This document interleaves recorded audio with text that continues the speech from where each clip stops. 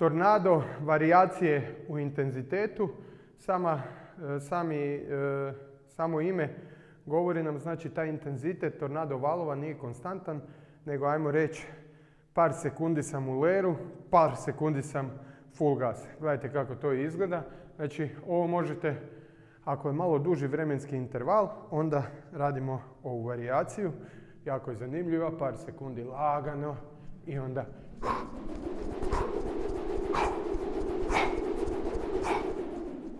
lagano u leru. Znači nije da si stao skroz, nego opet